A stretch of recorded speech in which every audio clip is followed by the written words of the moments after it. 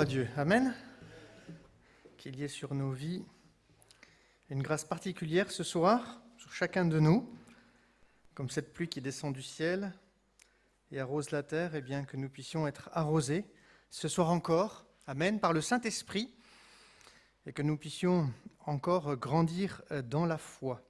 Amen, parce que ce qui nous justifie, c'est la foi dans ses promesses. Amen. Et nous allons lire ensemble un texte biblique dans le livre de la Genèse, chapitre 15, à partir du verset 1er.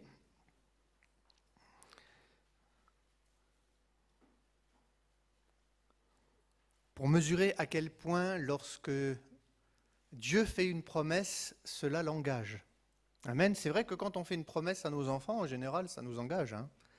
Si, par exemple, à cette période de l'année, ils réussissent leurs examens à l'école, et vous leur dites, écoute, si tu réussis tes examens à l'école, alors tu auras un gâteau? Bon, peut-être. À Noël, tu auras un vélo. Je t'offrirai, je ne sais pas quoi, une tablette de chocolat, bien sûr. Et ça, c'est pour les filles. Une tablette pour les hommes tout court, mais pas en chocolat. Et vous savez, quand on fait une promesse, cela nous engage. Vous êtes d'accord avec moi? Et quand on ne la tient pas, c'est la désillusion, c'est la déception.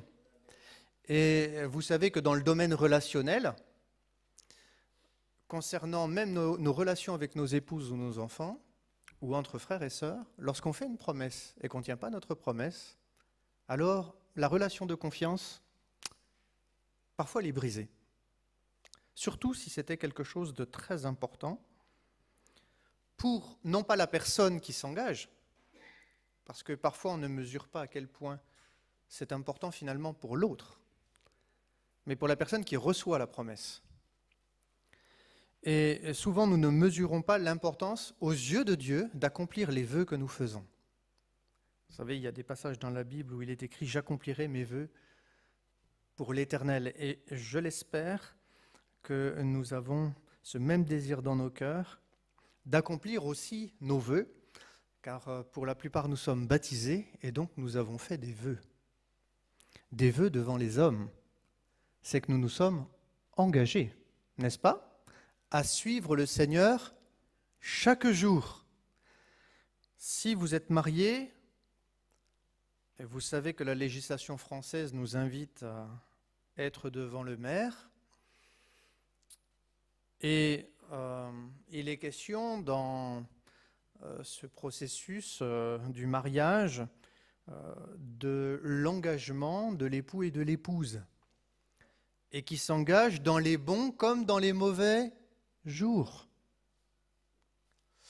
Et il est vrai, frères et sœurs, que nous voulons réfléchir à travers ce texte que nous allons lire à la notion de nos vœux, de nos engagements, de l'importance de rester fidèles aux paroles que nous formulons.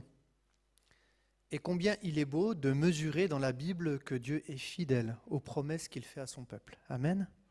Aux promesses que Dieu fait à ses serviteurs, aux promesses que Dieu fait à ses enfants.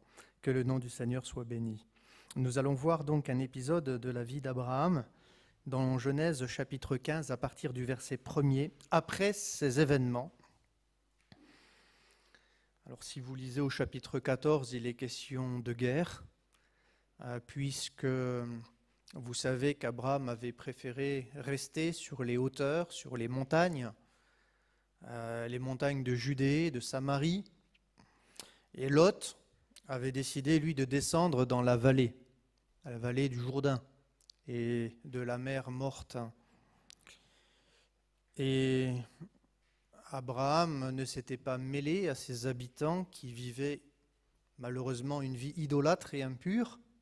Par contre, Lot, lui, avait décidé de se mêler avec ces gens-là. Et un jour, des rois vont venir faire la guerre au roi de Sodome, au roi de Gomorrhe, au roi de la vallée du Jourdain et de la vallée de la mer Morte. Et la famille de Lot va être emportée avec tout le butin. Et quand Abraham va l'apprendre, qu'est-ce qu'il va faire? Il va choisir plus de 300 de ses soldats. Il va courir pour sauver Lot, peut-être d'une mort certaine. Il va le délivrer de la main de ses rois, et en revenant des conquêtes, eh bien, il va faire une rencontre particulière d'une personne qui est Melchizedek, et qui va venir vers lui avec du pain et du vin. Évidemment, dans ce passage biblique-là, si vous mesurez la portée prophétique, Melchizedek signifie le roi de Salem, le roi de justice, et il vient de Jérusalem, et il n'a ni commencement ni fin. Il est semblable au Fils de Dieu. Et évidemment, ce roi Melchizedek typifie prophétiquement le Messie qui va venir à la rencontre des hommes dans leur combat personnel pour conclure avec eux des alliances. Et nous savons que nous-mêmes, nous appartenons à ce grand roi et nous le rappelons chaque fois que nous nous réunissons le dimanche, puisque nous partageons le pain et le vin en mémoire de ce que Christ a accompli pour chacun de nous. Amen. Et donc Abraham est revenu de ses combats avec Lot et sa famille. Et un certain temps à nouveau s'est écoulé et on arrive au chapitre 15. Voilà, je replace le texte un peu dans son contexte, d'accord ? Et on est là.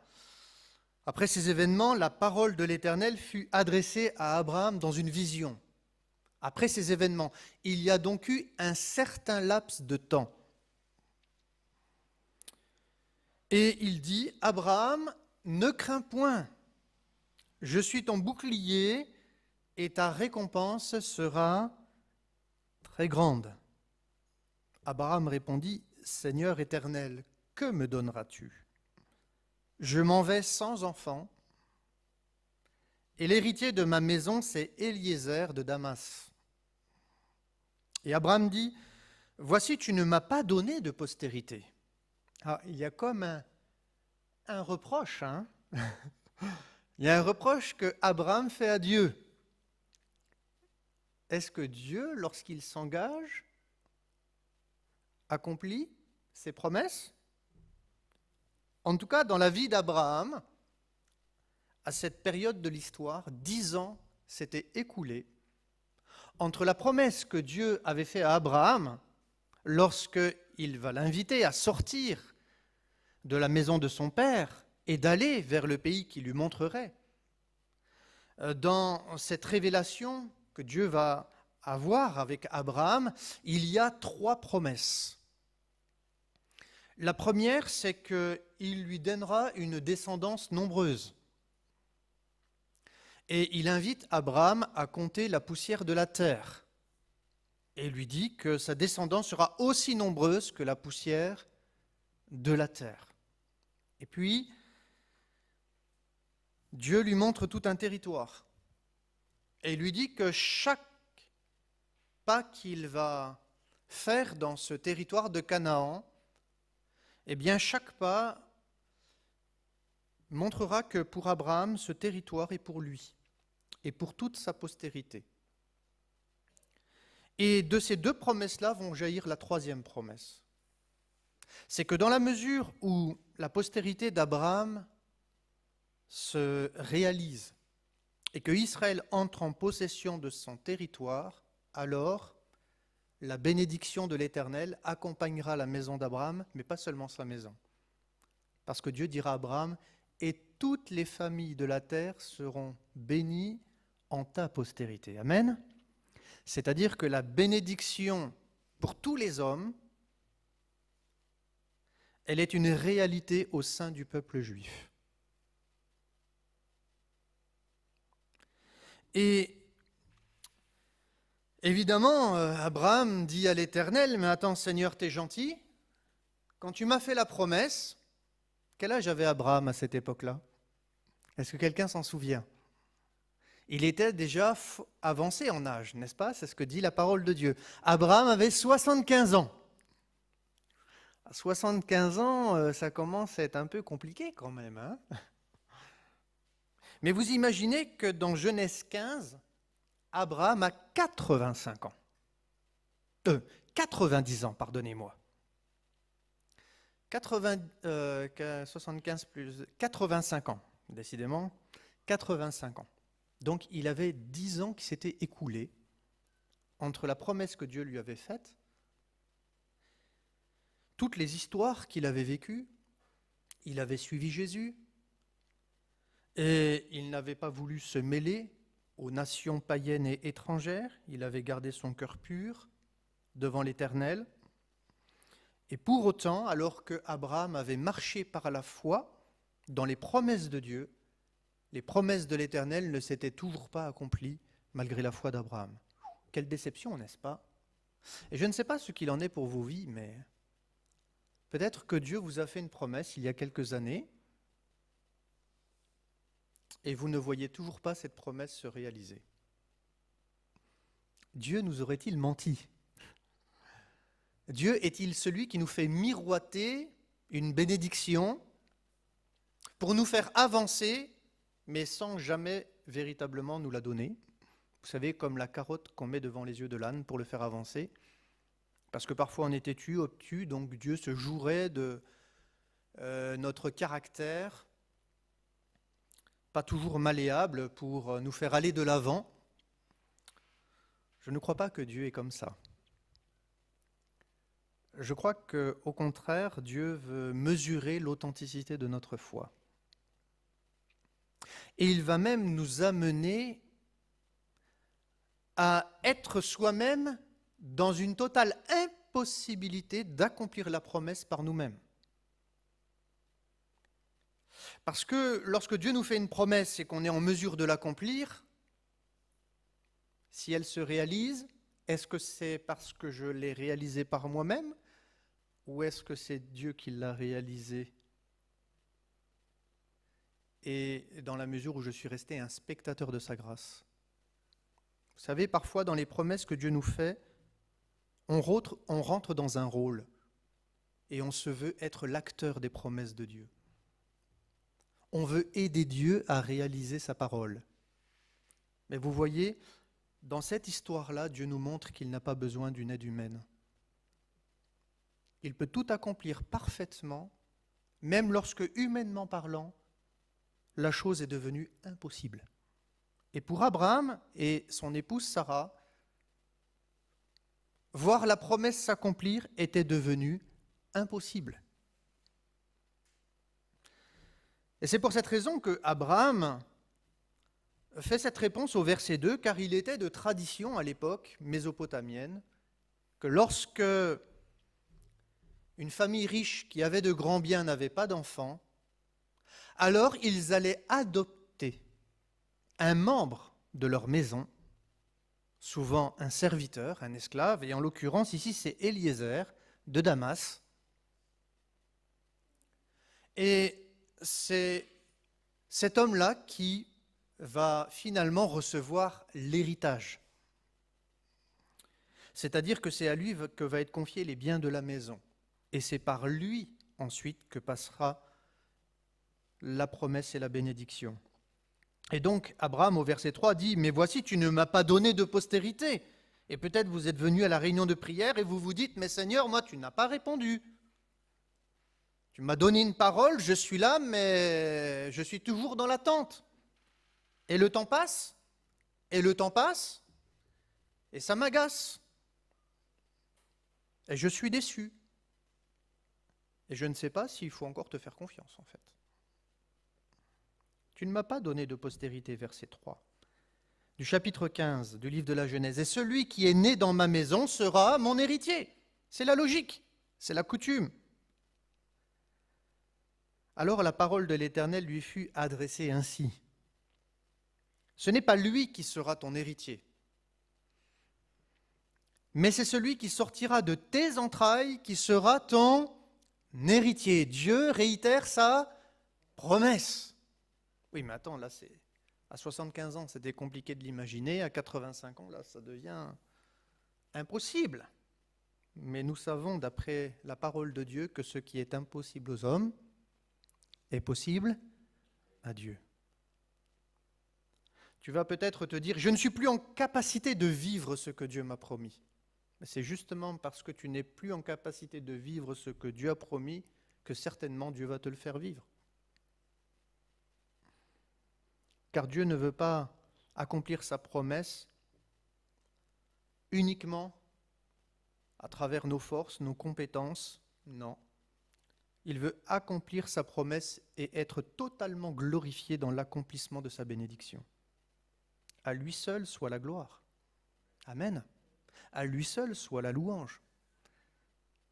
À lui seul soit l'honneur.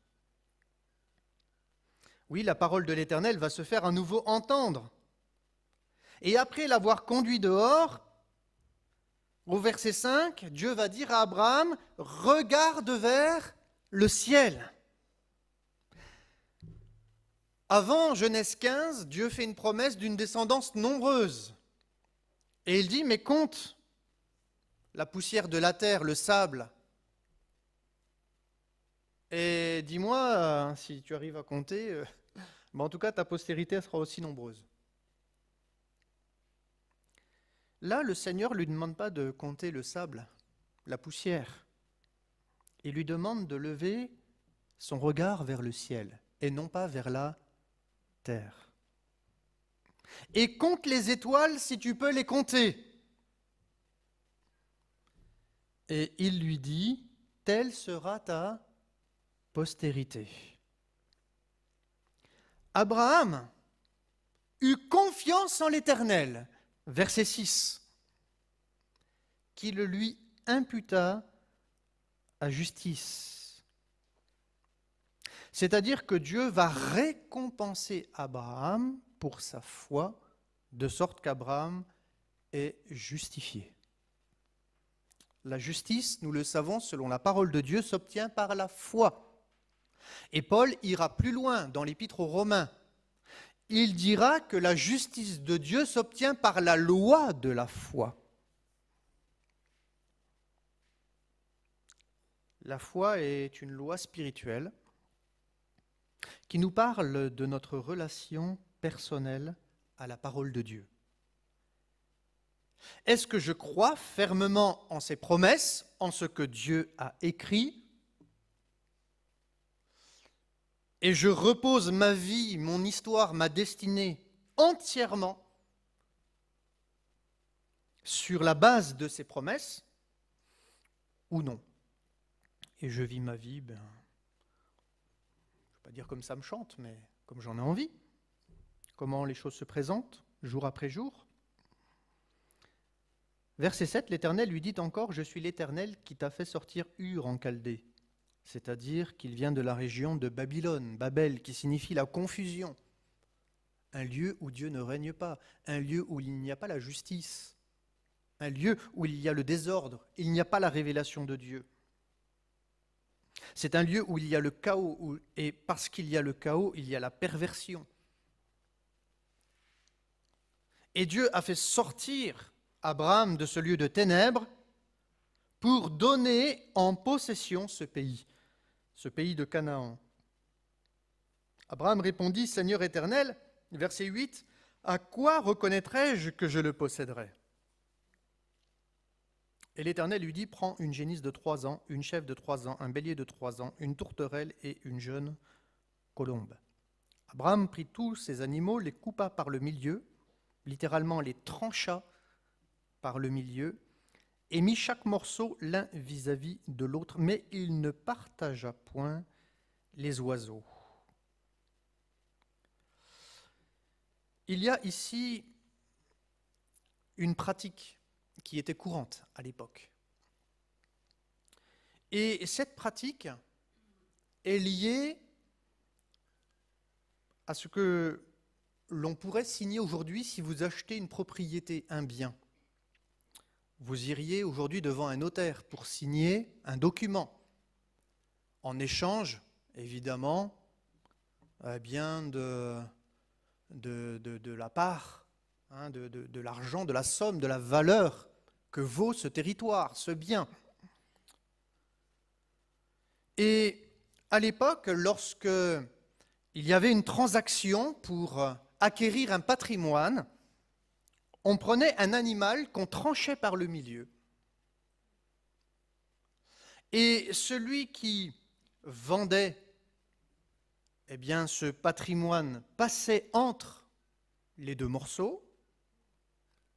Et ensuite, celui qui achetait passait lui aussi entre les deux morceaux de cet animal coupé. Et de là était signifié d'une manière solennelle que cette alliance qui était conclue, l'achat de ce patrimoine foncier, était une alliance définitive et que si l'un ou l'autre rompait cette alliance, alors il lui serait fait de la même façon qu'on a fait à ces animaux, c'est-à-dire il serait tranché en deux. Pratique un peu barbare, mais qui amenait les gens à une certaine réflexion, c'est qu'on ne s'engageait pas à la légère. Parce qu'à l'époque, si on s'engageait et qu'on n'accomplissait pas ses vœux, on mourrait.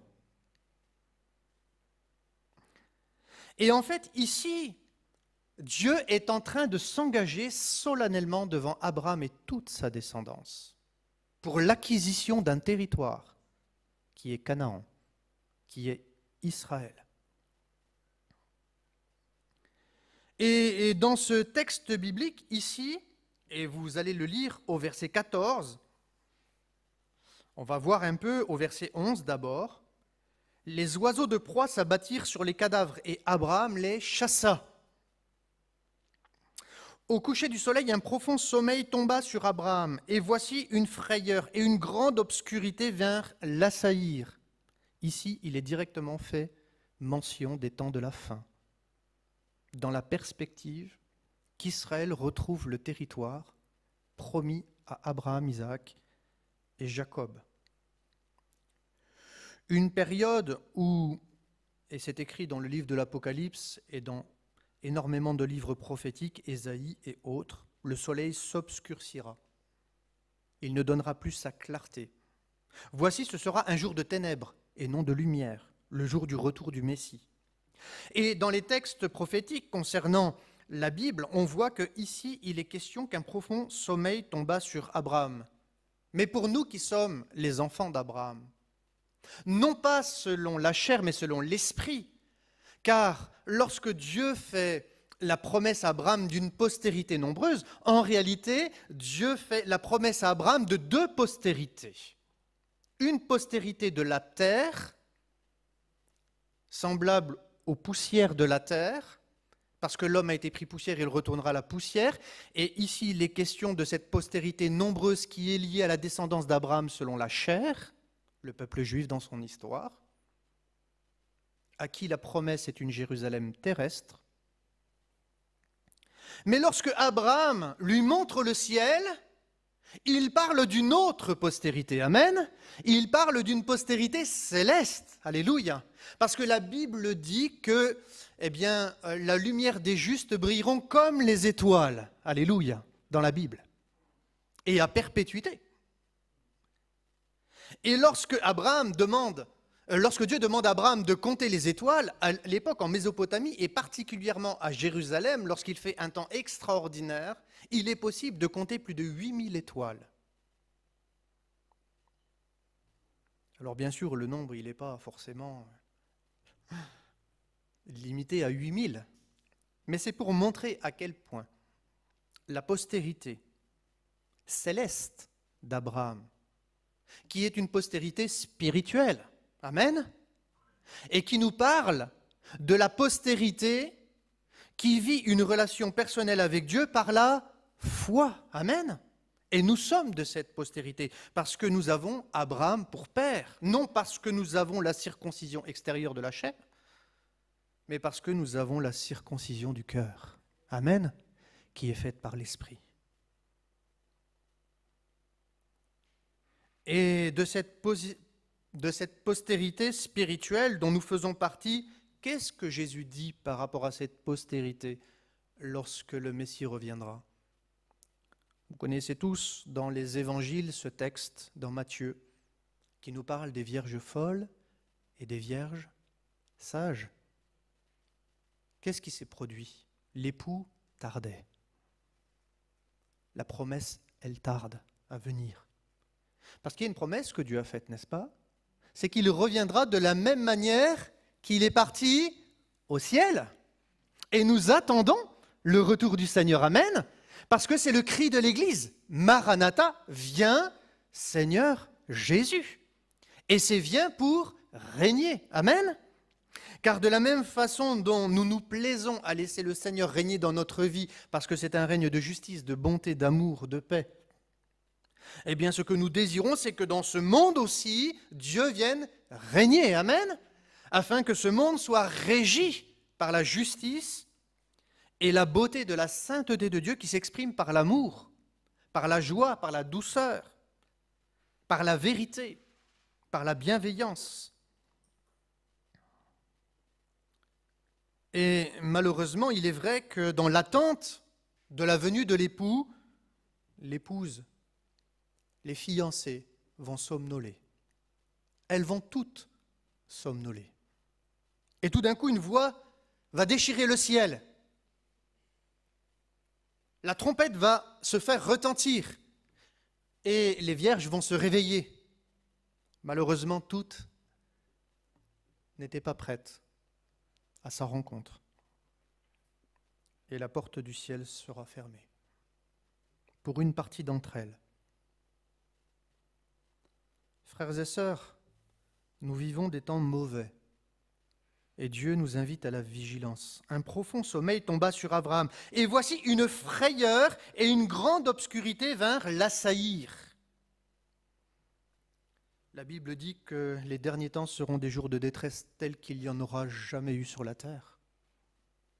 Lorsque dans le livre de l'Apocalypse, nous lisons le récit où l'apôtre Jean va voir une foule nombreuse, de toute tribu, de toute langue, de tout peuple, se tenir là devant l'agneau, va dire, mais d'où viennent-ils? Qui sont-ils? Que va répondre le vieillard, l'un des 24, qui prend la parole? Eh bien, Jean dira, mais tu le sais d'où ils viennent et qui ils sont. Ce sont ceux qui ont lavé leurs robes dans le sang de l'agneau. Et ils viennent de la grande tribulation. Mais attends, Seigneur, je ne comprends pas. Moi, je t'ai donné ma vie, ce n'est pas pour souffrir. Hein? Alors, si nous n'avons pas donné notre vie pour souffrir, c'est que nous n'avons pas compris l'Évangile. Parce que Jésus a été très très clair vis-à-vis de ceux qui veulent le suivre.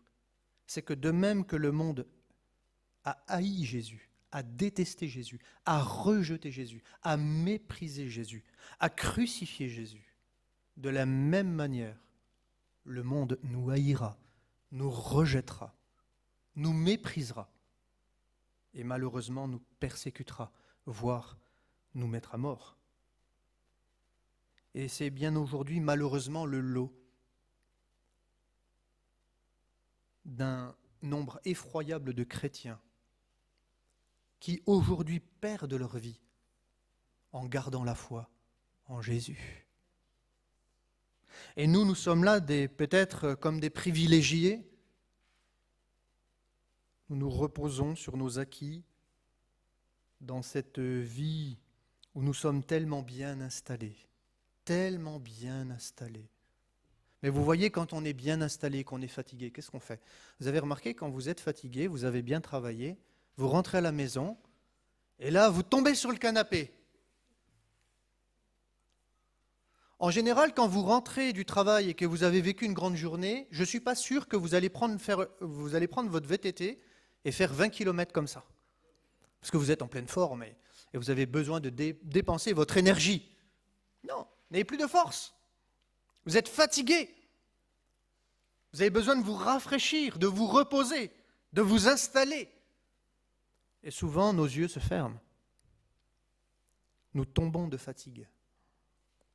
Tel sera l'état de l'Église au retour du Messie, comme il est écrit dans la parole de Dieu. Et une grande frayeur, une grande calamité, une grande détresse. La Bible nous parle du jour de l'Éternel. Expression que nous retrouvons dans toute la parole de Dieu et qui nous parle du retour de Jésus. Ça va être un temps terrible, un moment d'angoisse, de tourment, qui vont venir l'assaillir comme l'Église aujourd'hui est assaillie par la persécution.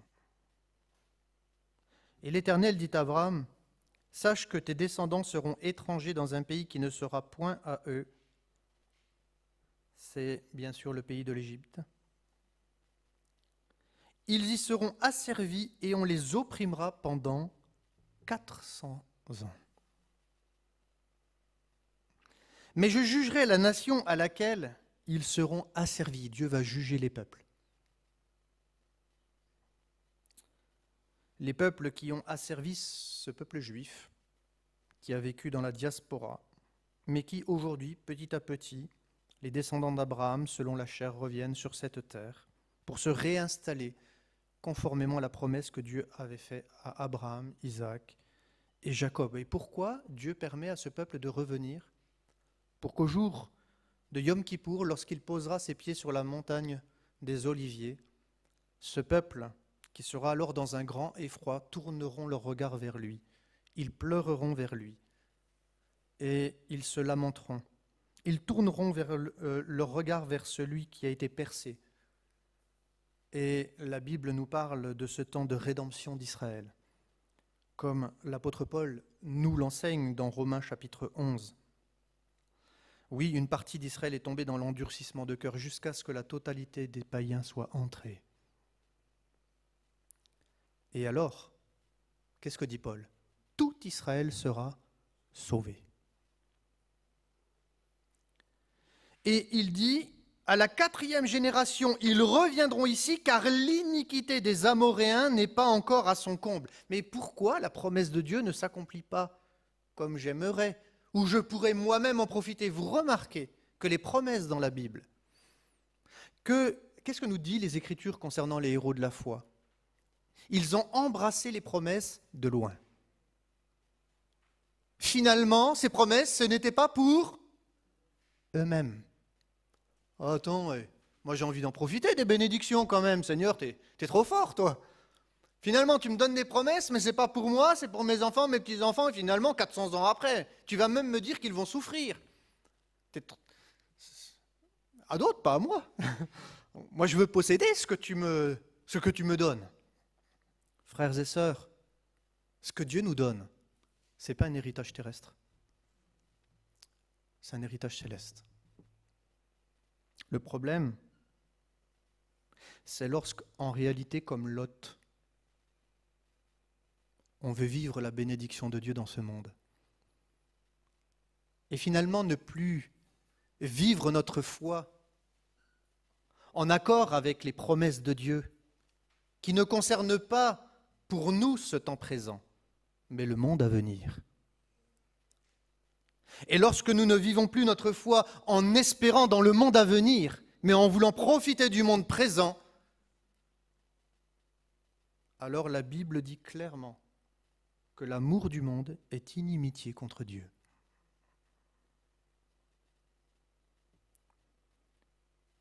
L'idolâtrie, c'est aimer le monde plus que Dieu.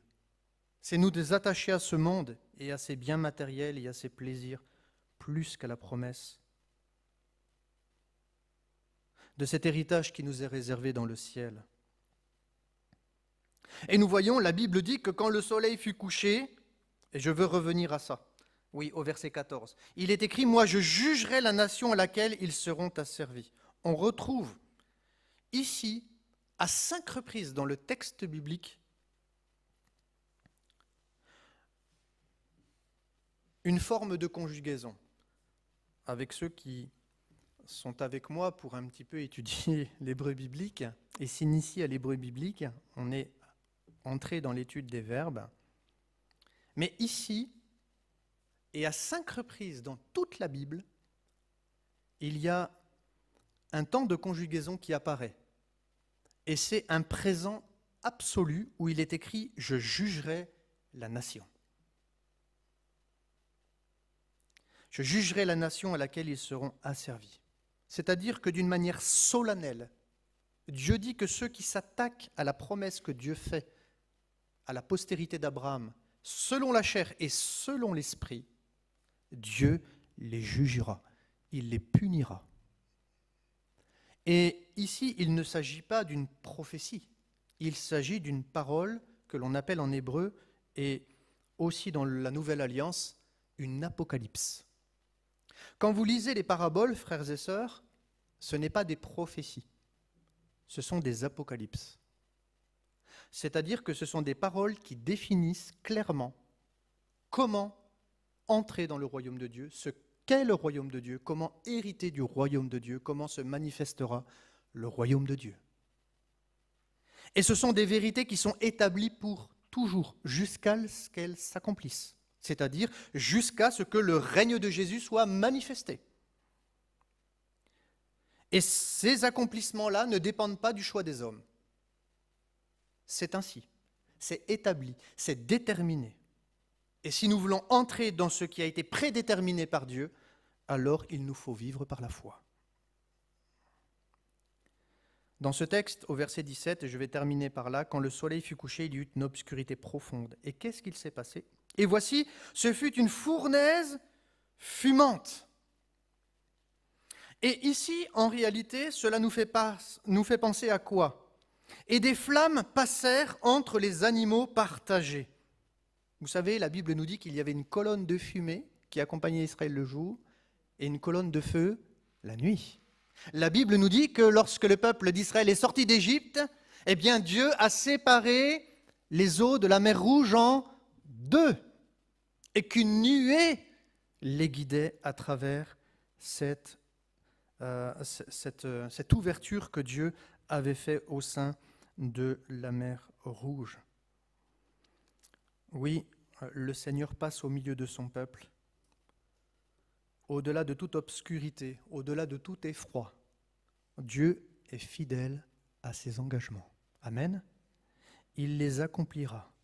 Et la Bible dit au verset 18, en ce jour-là, qui est une expression qui nous parle de la venue du Seigneur, l'Éternel fit alliance avec Abraham. L'alliance est consumée, l'alliance est tranchée, l'alliance est établie pour l'éternité. Et il dira, c'est quoi cette alliance? Je donne ce pays à ta postérité. Depuis le fleuve d'Égypte jusqu'au grand fleuve, au fleuve d'Euphrate. Et le fleuve d'Euphrate, c'est vers où? C'est l'Irak, hein? Est-ce que Israël est rentré dans toute la possession de la promesse? Pas encore. Est-ce qu'un jour ils vont y entrer? Oui. Ils prendront la Syrie. Ils prendront la Jordanie. Ils prendront l'Irak. Ils prendront une partie de l'Égypte.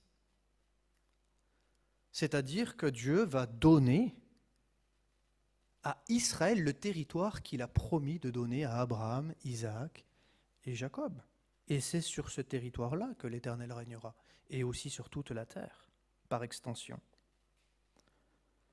Et ici, il y a évidemment, ensuite 19, 20, 21, le nom des nations qui habitent l'ensemble de ces territoires. Aujourd'hui, cela ne vous parle pas, mais cela fait référence au pays que je vous ai cité en passant par la Turquie. En tout cas, que le Seigneur nous accorde la grâce de comprendre que quand Dieu fait une promesse, il l'accomplit toujours. Amen. Que le nom du Seigneur soit béni pour ses promesses. Nous pouvons parfois douter de ses promesses. Abraham, dans ce texte que nous avons lu, a douté de ses promesses. Il n'y croyait plus vraiment. C'est pour cette raison que Dieu va dire, Abraham, ne crains point. Dans quelle attitude de cœur tu es aujourd'hui devant la promesse de l'Éternel? Eh bien, c'est logique de douter parfois. Nous ne sommes que des hommes. Et parce que pour chacun de nous, le temps, il est compté.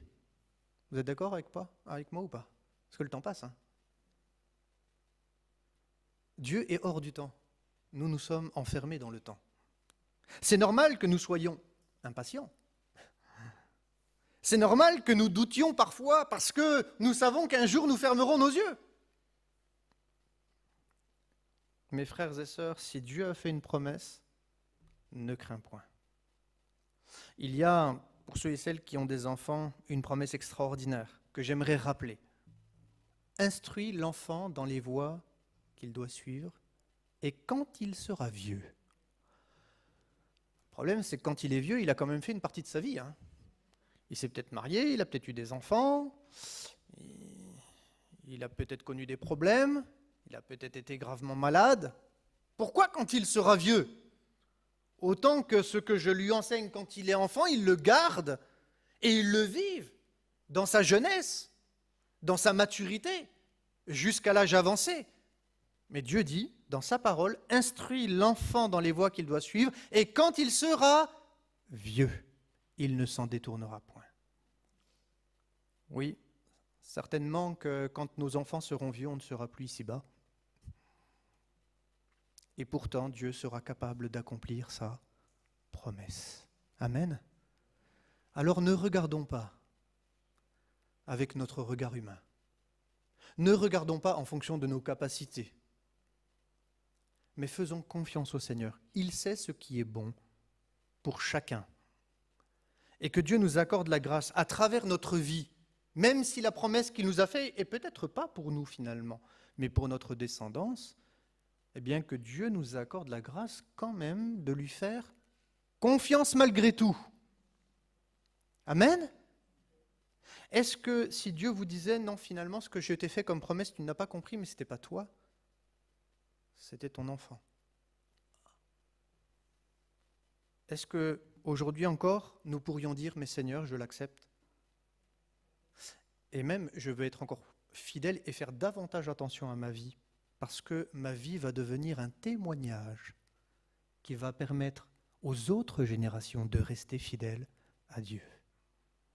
Si nous voulons que nos enfants vivent la foi, il faut d'abord préalablement que nous la vivions nous-mêmes, n'est-ce pas? Parce que c'est nous les repères de nos enfants dans ce monde. Alors que Dieu nous accorde la grâce, eh bien de continuer à marcher et de croire que ce que Dieu a promis, eh bien, il a la puissance de l'accomplir. Amen. Que le nom du Seigneur soit béni. Seigneur, merci pour ta parole qui est la vérité. Merci parce qu'elle nous encourage à persévérer dans cette foi ferme. Seigneur, nous ne voulons pas vaciller, douter de tes promesses parce que tu n'es pas un Dieu pour mentir. Merci Seigneur parce que tu es oui et amen. C'est-à-dire que ce que tu dis, tu as la puissance de l'accomplir. Seigneur, lorsque tu fais une promesse, nous savons que cette promesse, Seigneur, elle va s'accomplir. Parce que lorsque tu dis la chose, elle arrive. Tu l'ordonnes et elle existe. C'est toi qui la mets en œuvre dans notre vie. Et tu n'as pas besoin d'être accompagné par nous-mêmes pour, Seigneur, que cette promesse s'accomplisse. Tu le feras de toi-même, au temps convenable. Et Seigneur, nous voulons peut-être ce soir réitérer ensemble que nous te faisons confiance. Oui, nous te faisons confiance. Seigneur, merci pour la vie que tu nous as donnée. Et Seigneur, merci parce qu'en toi, il y a une espérance bénie. Cette espérance, c'est qu'un jour nos yeux te verront. En attendant cette espérance, Seigneur, eh bien, oui, tu as déterminé un plan et un projet pour chacun de nous. Parce que tu nous as sauvés pour servir. Tu ne nous as pas sauvés pour que nous puissions nous servir des bénédictions, même si tu, évidemment, nous bénis, Seigneur, parce que tu es un Dieu bon avec chacun de nous. Mais Seigneur, nous voulons être une source de bénédiction, comme Abraham a pu l'être dans sa génération. De sorte que nous ne voulons pas vivre notre foi pour retirer une satisfaction personnelle ou une grâce particulière. Non, Seigneur. Nous voulons vivre notre foi pour les autres, pour nos enfants, pour être des témoins, pour être des lumières, et afin que la gloire de l'Éternel soit chantée sur toute la terre, en voyant les promesses qu'il accomplit dans la vie de ses enfants. Oui, Seigneur, notre prière, c'est que tu puisses manifester ta gloire dans tous les sujets de prière, Seigneur, que nous allons te demander, parce que tu es un Dieu qui écoute la prière et qui répond à la prière. Merci, Seigneur, pour toutes tes grâces. Nous pensons notamment à notre frère Angelo. Merci parce que tu as posé ta main sur lui. Aujourd'hui, il est à la maison, il se repose, tu renouvelles ses forces. Seigneur, merci pour ta grâce envers lui. Seigneur, merci, Seigneur, d'avoir béni Lisbeth, Seigneur, qui est une sœur qui vient de temps en temps dans l'assemblée, qui est dans un processus de conversion avec toi. Seigneur, aujourd'hui, elle a mis en monde son enfant et son accouchement s'est bien passé. Elle a demandé la prière et nous avons prié pour elle. Et je te bénis, Seigneur, pour ta fidélité, ta bonté, car tu veux te révéler à tous les hommes. Seigneur, merci de poser ta main sur chacun. Et nous pensons encore à tous ceux et toutes celles, Seigneur, qui sont peut-être dans la souffrance aujourd'hui. Seigneur, nous allons te les présenter. Seigneur, nous allons à nouveau, Seigneur, intercéder en leur faveur, afin que tu interviennes, que tu te glorifies. Parce que, Seigneur, tu es le Dieu des miracles. Alors, Seigneur, oui, accomplis tes miracles, Seigneur, afin que, ceux qui ne te connaissent pas voient ta puissance, te connaissent, te découvrent. Seigneur, que tu puisses te révéler à eux, Seigneur, et qu'ils puissent venir à tes pieds et confesser ton nom. Merci pour ta bonté, merci pour tes œuvres, dans le beau nom de Jésus. Amen.